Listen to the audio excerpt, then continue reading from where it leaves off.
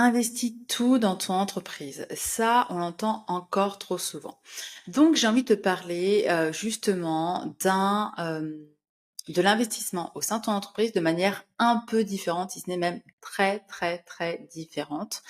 Hem, Pourquoi? Parce qu'il existe plusieurs niveaux pour investir dans son entreprise. Le but n'est pas de tout investir dans ton entreprise, tout ce que tu gagnes au démarrage, et je pense qu'il est important de reprendre quelque part la définition de notre très cher et tendre Larousse. Ça faisait longtemps.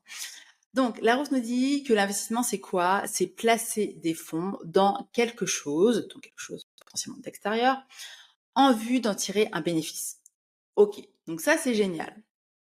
Maintenant, si on se contente de mettre en place des fonds dans quelque chose d'extérieur à une entreprise, euh, dans le paysage entrepreneurial, je dirais que ça donne en résultat beaucoup d'entrepreneurs qui investissent dans des outils, dans des recrutements, notamment quand ça scale, quand ça prend de la puissance, de l'ampleur. Et résultat des courses, finalement, il y a de très beaux résultats au niveau financier, hein, je ne dis pas le contraire, au niveau extérieur. Mais en interne, c'est potentiellement une catastrophe parce qu'il y a une perte de sens pour justement la personne qui dirige l'entreprise, donc pour la chef d'entreprise. Il y a un désalignement qui se crée et ça, c'est fort dommageable, tout simplement parce que les paliers d'investissement au sein de l'entreprise n'ont pas été respectés. La raison pour laquelle, en fait, je ne suis pas totalement d'accord avec ce qui se passe dans le paysage entrepreneurial à ce niveau-là, c'est qu'il y a un énorme focus au niveau du rationnel, alors qu'à mon sens, c'est important de partir du cœur dans l'entrepreneuriat pour justement permettre à notre entreprise de se développer de manière sereine et saine. Et je suis intimement convaincue que tout part du cœur. Et même si je l'explique à mes clientes que vraiment tout part d'elles, en fait, le cœur de l'entreprise, c'est elles, il n'empêche que c'est important qu'elles soient déjà connectées à leur cœur pour pouvoir mettre en place les bonnes choses pour leur entreprise. Donc, reste bien jusqu'à la fin parce que après t'avoir présenté les 3 niveaux d'investissement au sein de ton entreprise, je te partagerai surtout comment organiser cet investissement au sein de ton entreprise. Et je pense que la première étape est quand même nécessaire parce que tu vas pouvoir savoir, OK, à quel niveau tu es et te dire, OK, est-ce que là, je suis peut-être à un niveau trop élevé pour l'entreprise, j'ai besoin de rétrograder, ou est-ce qu'au contraire, tu peux peut-être passer au prochain niveau d'investissement pour ton entreprise. Et ça va être super intéressant pour toi. Premier niveau, c'est investir en toi. Donc, investir en toi en tant que personne, of course. Donc, je dis souvent à mes clientes, ça, je viens de te le dire, c'est que, à mon sens, tu es le cœur finalement de ton entreprise. Sans toi, il n'y a pas d'entreprise. Quand même, tu as mis un système autour, ça risque d'être dénaturé parce que ce n'est pas toi qui insuffle les choses. Ok, donc si ça part de toi, tu es la personne la plus importante de ton entreprise. Donc il est important d'investir en toi en tant que personne pour prendre soin de toi, soin de ton énergie.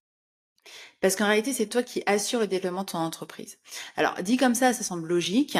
Et en même temps, si tu savais le nombre de chefs d'entreprise qui vont investir dans des outils, dans des stratégies, sans forcément investir en elles réellement, en termes de développement de capacité, en termes de développement d'expertise, pour justement permettre à leur entreprise de croître. Alors, déjà à ce stade, il y a plusieurs niveaux, ou je dirais plusieurs volets à aller expérimenter. Il y a l'investissement en toi au niveau émotionnel. Et oui, la gestion des émotions est clé quand on est chef d'entreprise et il est important de savoir finalement accueillir ces émotions pour s'en servir, donc pour t'en servir pour diriger ton entreprise. Tu n'as pas besoin que du rationnel. Loin de là. Je pense que le mindset, le mental, il est déjà assez développé chez toi et que, mine de rien, tu as évolué dans une société patriarcale comme moi et que je pense tu peux peut-être te reconnecter à tes émotions, leur faire une place pour te rendre la vie plus facile et plus sympa. Ensuite, il y a au niveau physique.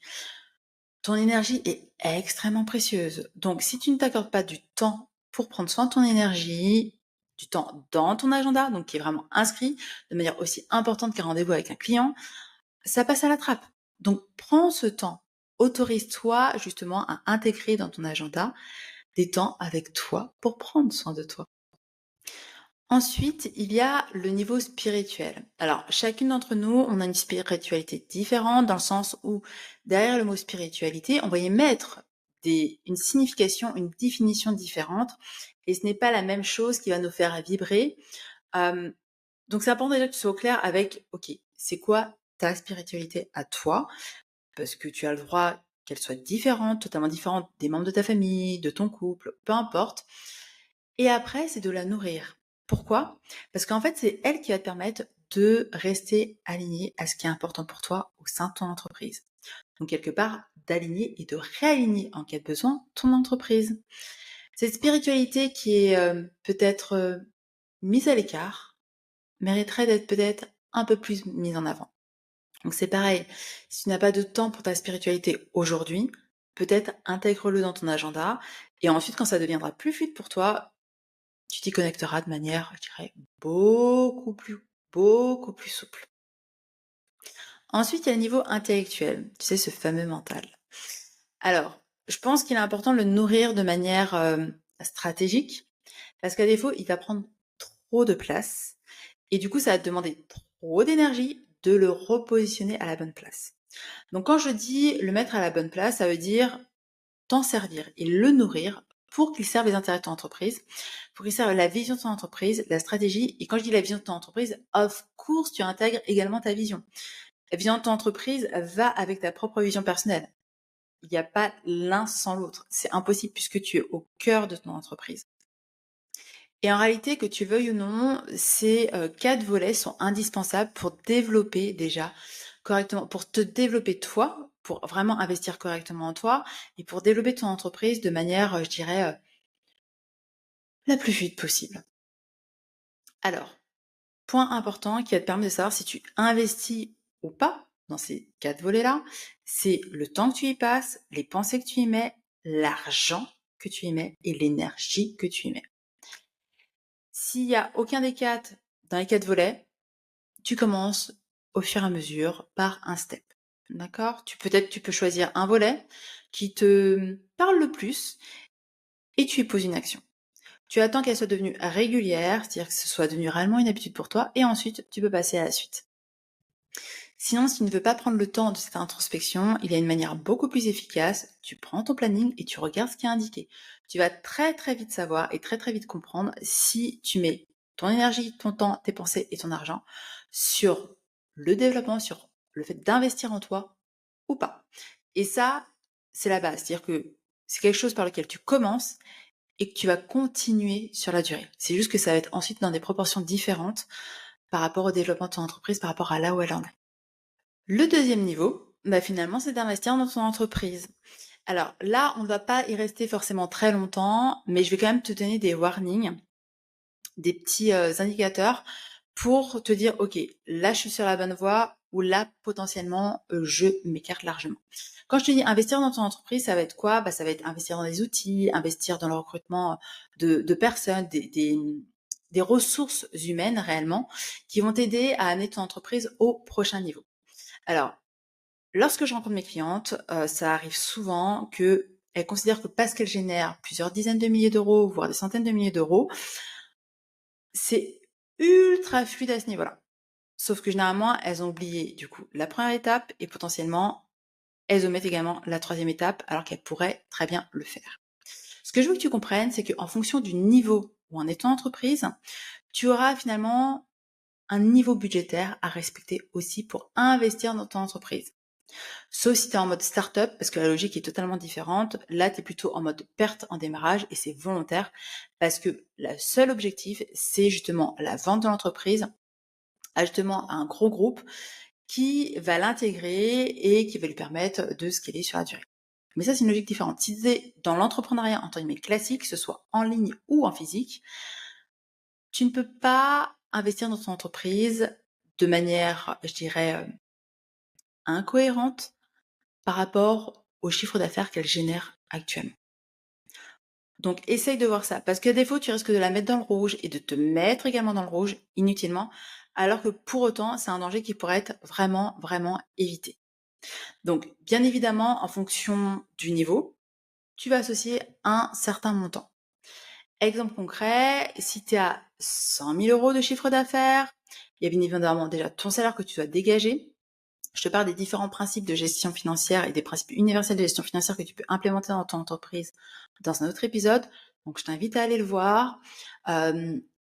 Mais là, tu vois, si tu génères 100 000 euros de chiffre d'affaires, tu peux pas investir dans ton entreprise en mode, OK, j'y mets 100 000 euros. No way! Ni même 120 000 euros. No way! Pourquoi? Parce que si tu te dis, OK, je gagne 100 000 euros, j'investis 100 000 euros, bah, finalement, je suis à l'équilibre. Ou je gagne 100 000 euros et je dépense peut-être 90 000 euros. OK, bah, j'ai 10 000 euros. Donc, potentiellement, j'ai 10% de rentabilité. Oui, sauf que si tu portes ton attention uniquement sur un instant T, c'est-à-dire la trésorerie à un instant T de ton entreprise, ça n'assure pas la rentabilité sur la durée de ton entreprise, parce que peut-être que tu as déjà une dépense de prévue au niveau de ces 10 000 euros. Ok? Donc, j'ai besoin que tu fasses attention à ça, à d'une part, finalement, la manière dont tu dépenses l'argent, donc la manière dont tu investis dans ton entreprise pour son développement, et également, finalement, la visibilité que tu mets sur les flux de trésorerie et sur le cash flow de ton entreprise sur une période donnée. Donc, idéalement, 1 an, of course. Mais quoi qu'il en soit, c'est à toi d'adapter en fonction de ton business model, en fonction de ta personnalité. Troisième niveau, c'est d'investir dans la rentabilité de ton entreprise, ce que tu vas faire dans ses profits. Là, à ce niveau-là, il te faut clairement une vraie stratégie pour te permettre de faire fructifier finalement cette rentabilité. Ce que je te disais par rapport au deuxième niveau, c'est que, effectivement, si à un instant T, à une date donnée, tu génères 100 000 euros de chiffre d'affaires et que tu as dépensé 90 000 euros, en toute logique, il est censé te rester sur ton compte bancaire 10 000 euros. Sauf que potentiellement, peut-être qu'une semaine après ou un mois après, cette somme-là va être retirée parce que tu as une dépense déjà de prévue. Dans ces cas-là, finalement, ton entreprise perd sa rentabilité. Moi, ce que je t'invite à te créer, c'est vraiment un socle de rentabilité et de faire fructifier ce socle de rentabilité pour le futur de ton entreprise et du coup, finalement, ta vision également. Ça va de soi. Et tu vois, j'ai vraiment voulu te présenter ces 3 niveaux d'investissement parce que je ne suis pas d'accord avec le fait de, OK, investis tout dans ton entreprise.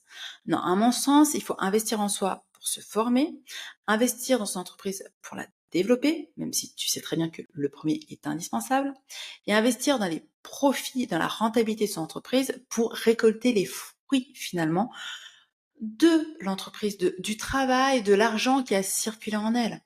Maintenant, venons-en quand même à comment organiser finalement l'implémentation de ces différents niveaux d'investissement au sein de ton entreprise, parce que je pense que tu attends ce moment depuis le début. Alors, même si je te les ai présentés en mode premier, deuxième et troisième niveau, la réalité, c'est que ce n'est pas tu fais d'abord le premier, ensuite le deuxième, ensuite le troisième. Je te l'ai dit un peu en filigrane, mais c'est important que tu le comprennes. Ces 3 niveaux-là, ils ont besoin d'être finalement implémentés dès le départ et tout le long de ton entreprise. Pourquoi? Parce que si on y réfléchit, d'accord, tu es un être humain et en tant qu'être humain, on évolue chaque jour. Ton entreprise, qui est une personne également, personne morale, certes, quoi qu'il en soit, une personne, elle évolue aussi. Donc elle a besoin finalement de ces 3 niveaux tout le temps. Donc ce sera à toi finalement de prendre de la hauteur pour venir piloter ton entreprise au niveau financier afin d'être certaine que ce que tu es en train de mettre en place correspond réellement au bien-être de ton entreprise et du coup à la réalisation de ta vision.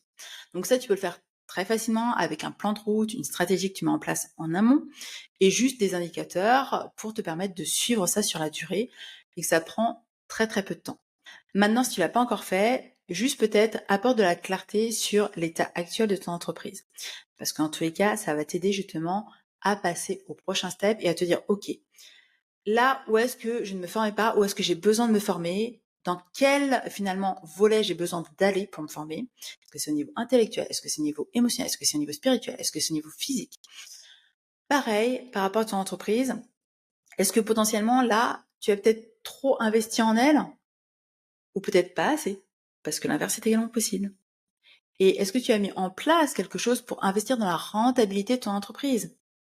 Oui, non. Et qu'est-ce que tu peux mettre en place? Conclusion, tu l'auras compris, il est indispensable à mon sens que tu puisses réellement investir concomitamment dans ces 3 niveaux d'investissement pour ton entreprise parce que c'est ce qui va te servir et c'est ce qui va lui servir aussi. D'ailleurs, je te lance un petit challenge. me mettre en commentaire qu'est-ce que tu as choisi d'implémenter en premier. Et breaking news, j'ai un événement au mois de septembre sur justement comment gérer financièrement son entreprise de manière optimale et de manière sereine, où je vais te transmettre des clés justement pour te permettre d'augmenter la rentabilité de ton entreprise et du coup générer plus d'argent en moins de temps et profiter plus de ta vie. Bref, te créer une entreprise rentable au service de ta vie. Donc si ça t'intéresse, je te mettrai justement le lien en description. Tu pourras tranquillement t'inscrire et si au cas où tu as besoin de plus en plus d'informations, eh bien écoute, sens-toi libre et envoie-moi un petit message sur les réseaux sociaux. Je me ferai un grand plaisir de t'y répondre. D'ici là, je te dis à très vite dans un prochain épisode et je t'embrasse.